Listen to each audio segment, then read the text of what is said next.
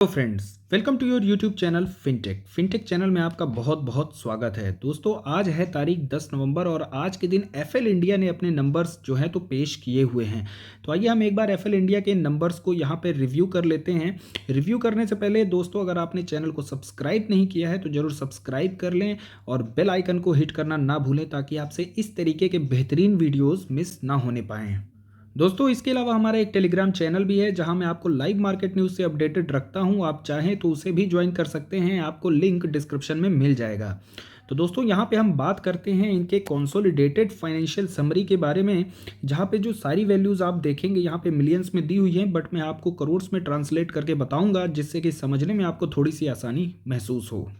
तो दोस्तों, यहाँ पे अगर हम सीधे इनके रेवेन्यू की बात करें तो आप देख सकते हैं कि इस क्वार्टर में जो इनका हमें रेवेन्यू देखने को मिल रहा है लगभग 274 करोड़ रुपीस देखने को मिल रहा है। मिलियंस में ये 2747 है, बट इन करोड़ अगर हम बात करें तो 274 करोड़ हमें देखने को मिल रहे हैं। वहीं अगर हम इनके प्रीवियस फाइनेंशियल ईयर और सेम क्वार्टर की बात करें तो लगभग 135 करोड़ देखने को मिला था। लगभग यहाँ पे 2 टाइम्स का हमें जो ईयर ऑन ईयर ग्रोथ देखने को मिल रही है, बहुत ही शानदार ये ग्रोथ इनके रेवेन्यू में देखने को हमें यहाँ पे मिल रही है। वहीं अगर हम इनके एक्सपेंसेस की बात करें, नो डाउट एक्सपेंसेस जो हैं तो जिस तरीके से इन्फ्लेशन यहाँ पे बढ़ते हुए दिख रहे हैं उसका इम्पैक्ट यहाँ भी हमें दिख रहा है, जिसकी वजह से इनके एक्सपेंसेस बढ़े हैं। और वहीं इसका जो इम्पैक्ट हमें एबिट्टा में देखने को मिल रहा है। एबिट्टा इस बार इनका 52 करोड़ का देखने को मिल रहा है। Previous financial year same quarter की बात करें 34 का था और मार्जिन्स थोड़े से अंडर प्रेशर यहाँ देखने को मिले हैं, 19% as compare to 25% previous financial year same quarter की हम बात करें तो। वहीं अगर हम एबिट्टा का comparison year on year basis पर करें तो हमें 51% की यहाँ पे ग्रोथ दिखाई पड़ रही है। दोस्तों, अगर आपको एबिट्टा मार्जिन और इस तरीके का बिजनेस मॉडल जिसमें प्रॉफिट कैसे निकालते हैं, एक्सपेंसेस का क्या रोल है, कैसे रेवेन्यू आते हैं, इसके बारे में अगर आपको थोड़ी सी अपनी अंडरस्टैंडिंग को बेटर करना है तो मेरी एक प्लेलिस्ट है अंडरस्टैंडिंग ऑफ स्टॉक मार्केट, तो वहाँ पर आप जा करके ये सारी चीज़ों को वहाँ पर समझ सकते हैं। मैंने वीडियो डिटेल में बना के दे रखी है। चलिए, वहीं अगर हम प्रॉफिट आफ्टर टैक्स की बात करें जो कि यहाँ पे हमें लगभग 47 करोड़ का देखने को मिल रहा है। प्रीवियस फाइनेंशियल ईयर अगर हम सेम क्वार्टर की बात करें तो 26 करोड़ देखने को मिल रहा था। लगभग 71% का जंप यहाँ पे हमें वाई ओ वाई बेसिस पर देखने को मिला है। नो डाउट यहाँ पे मार्जिन का जो कंसर्न एबिट्टा में दिखा था वही प्रॉफिट आफ्टर टैक्स में देखने को मिल रहा है, बट स्टिल रेवेन्यू कंपनी ने इतने शानदार यहाँ पोस्ट किए हैं कि उसका इम्पैक्ट ज़्यादा नहीं पड़ा है और इतने मार्जिन के थोड़े बहुत प्रेशर के बावजूद भी हमें प्रॉफिट और एबिट्टा बहुत ही शानदार यहाँ पे ग्रो करते हुए दिख रहे हैं। कंपनी का परफॉर्मेंस अगर क्वार्टर ऑन क्वार्टर बेसिस पर किया जाए तो यहाँ पे भी आप देख सकते हैं कि कंपनी ने 152 करोड़ का रेवेन्यू जनरेट किया था और इस बार जो है ये प्रीवियस क्वार्टर का डाटा है, इस बार Q1 का, और इस बार के Q2 की बात करें 274 करोड़ यानी कि 80% का यहाँ रेवेन्यू में क्वार्टर ऑन क्वार्टर बेसिस पर ग्रोथ देखने को मिल रहा है। एबिट्टा की बात करें तो 48% का ग्रोथ है। वहीं प्रॉफिट आफ्टर टैक्स की बात करें तो 35 करोड़ के कंपेयर में यहाँ पे इन्होंने 47 करोड़ का प्रॉफिट पोस्ट किया है। लगभग 33% का यहाँ पे भी हमें उछाल देखने को मिल रहा है। ऑल एंड ऑल अगर हम कंपनी के रिजल्ट का इम्पैक्ट उनके ईपीएस में देखें तो आप देखेंगे कंपनी बहुत ही शानदार तरीके से अपने ईपीएस को इम्प्रूव करती आई है। ईयर ऑन ईयर बेसिस पर देखें तो 10 के कंपैरिजन में कंपनी का ईपीएस 18 देखने को मिल रहा है। वहीं क्वार्टर ऑन क्वार्टर बेसिस पर 13 के कंपैरिजन में हमें 18 के ईपीएस देखने को मिल रहा है। तो बहुत ही शानदार ग्रोथ इनके रिजल्ट्स में हमें यहाँ पे देखने को मिल रही है। यहाँ पे अगर हम कंपनी के एबिट्टा और एबिट्टा मार्जिन का ट्रेंड देखें तो आप देखेंगे कंपनी ऑल एंड ऑल एक अच्छे ग्रोथ ट्रेंड पे हमें चलती हुई नजर आएगी। वहीं एबिट्टा मार्जिन की बात करें तो कंपनी का मार्जिन काफ़ी अच्छा और हेल्दी अमाउंट में यहाँ पे मेंटेन्ड होता हुआ दिखा है। इस बार के अगर मार्जिन की बात करें 19% का देखने को मिला है। हो सकता है कि इसकी वजह से कल ये स्टॉक जो है थोड़ा सा स्ट्रेस में देखने को मिले, बट चूंकि रिजल्ट इनके इतने शानदार है, रेवेन्यू इतने शानदार दिखे हैं और इसमें कुछ खास रैली देखने को मिली नहीं है, तो शायद कल ये स्टॉक एक अच्छी रैली करता हुआ दिखे। वहीं अगर ईयर वाइज हम इनके कैश फ्लो का ट्रेंड देखें तो आप देखेंगे कंपनी के पास एक हेल्दी अमाउंट में यहाँ पे कैश फ्लो जनरेट होता जा रहा है और ये एक अच्छी न्यूज़ है इस कंपनी की तरफ से। वहीं इसके रिटर्न ऑन इक्विटी की बात करें, आरओसी की बात करें, काफ़ी अच्छे नंबर्स यहाँ पे देखने को मिलते हैं। रिटर्न ऑन एसेट काफ़ी शानदार हमें देखने को मिल रहे हैं, 13%, वाकई में काफ़ी अच्छे रिटर्न ऑन एसेट्स माने जाएंगे। चलिए मैं कंपनी का एक ओवरव्यू दे देता हूँ। यहाँ पे उनकी स्ट्रेटजी के बारे में डिस्कस करने से पहले एक बार आपको कंपनी के बारे में जानना चाहिए, कंपनी के बिजनेस के बारे में जानना चाहिए। तो आप यहाँ देख सकते हैं ग्लोबल टेक्नोलॉजी की ये कंपनी हमें देखने को मिल रही है। बिजनेस मॉडल काफ़ी प्रॉफिटेबल यहाँ पे देखने को मिल रहा है और इंडिया में बात किया जाए तो ये एक लीडिंग मार्केट पोजीशन ये मेंटेन कर रहे हैं।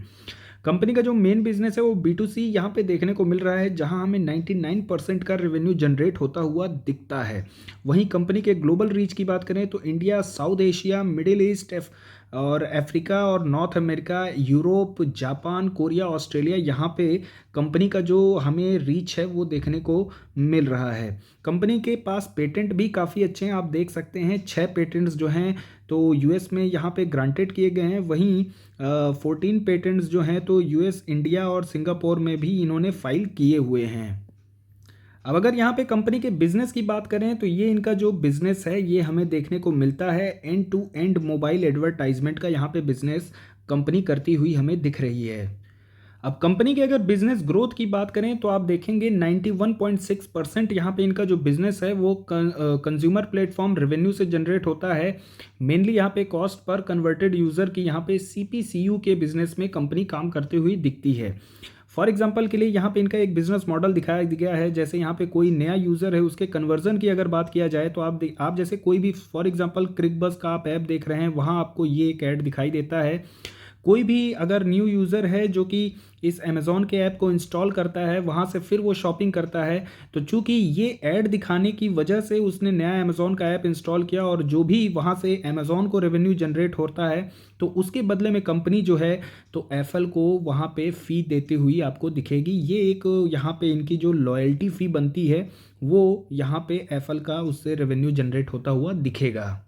वहीं इनका एक दूसरा जो बिज़नेस मॉडल है एग्जिस्टिंग यूज़र रिपीट का, आप देखेंगे जैसे कभी भी आप स्विगी का ऐप यूज़ कर रहे होते हैं, वहाँ आप देखते हैं कि इस तरीके के आपको एक रिकमेंडेशन पहले से ही आते हैं, तो ये आपके एक रिपीट रिकमेंडेशन जो है देखने को मिलेंगे। तो इस तरीके के भी बिज़नेस में एफएल जो है काम करता हुआ आपको दिखेगा। तो मेनली बात किया जाए तो ये एक तरह से ऐड के ही बिजनेस में काम करते हैं और उसी से इनका बहुत ही शानदार जो मेजर रेवेन्यू है वहीं से जनरेट होता हुआ दिख रहा है। यहाँ पे अगर हम इसके बिजनेस ग्रोथ की बात करें तो इकोनॉमी में जिस तरीके का बूम दिख रहा है, टेक्नोलॉजी में जिस तरीके का बूम दिख रहा है, टैबलेट की बात करें, मोबाइल फ़ोन्स की बात करें, लैपटॉप की बात करें, काफ़ी ज़्यादा पेनिट्रेशन हमें इसमें देखने को मिल रहा है।